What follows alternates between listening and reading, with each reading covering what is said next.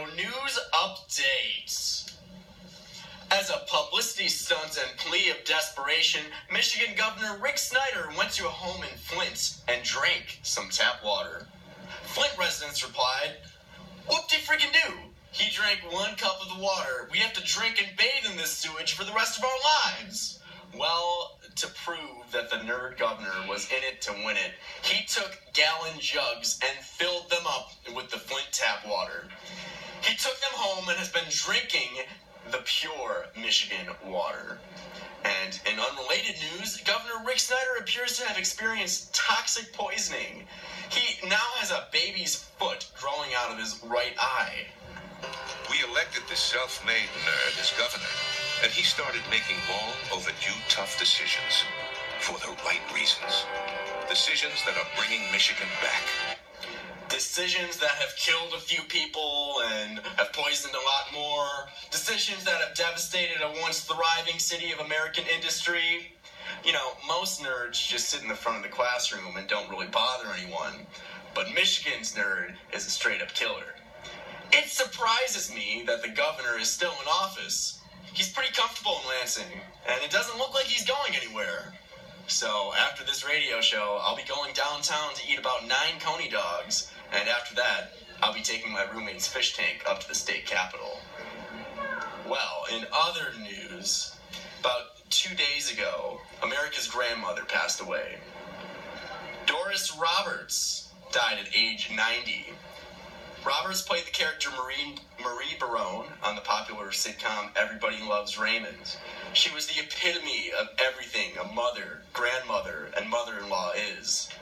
Perhaps the most fascinating aspect of this television series were the feuds between Marie and her daughter-in-law, or even funnier than that were the feuds between Marie and her husband. Can't you ever just be quiet? You tell me to be quiet? I have a mind of my own, you know. I can contribute. I'm not just some trophy wife. You're a trophy wife? What contest in hell did I win? She truly was America's grandmother.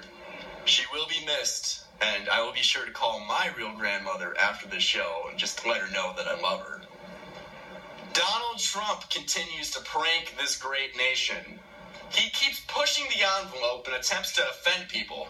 Amazingly enough, no matter what he does, literally, no matter what he does, he just will not lose the voters on his side.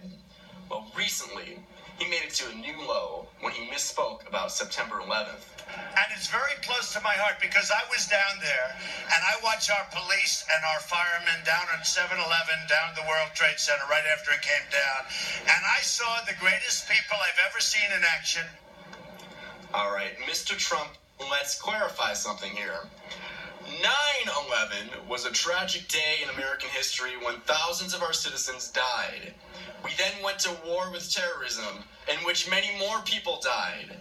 7-Eleven is a place young stoners go to buy Arnold Palmer iced teas so their mouths don't dry up like the Sahara Desert.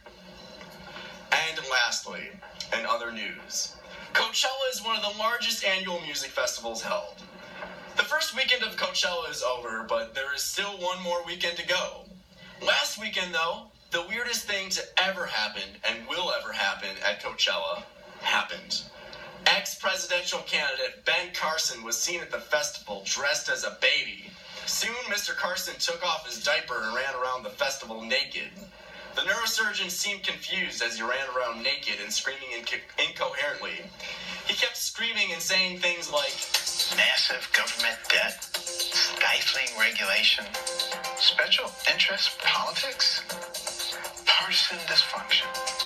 Carson was soon apprehended by the police. Everyone at Coachella was safe, and luckily, no one was stabbed. This has been a radio news update. You're listening to the Show.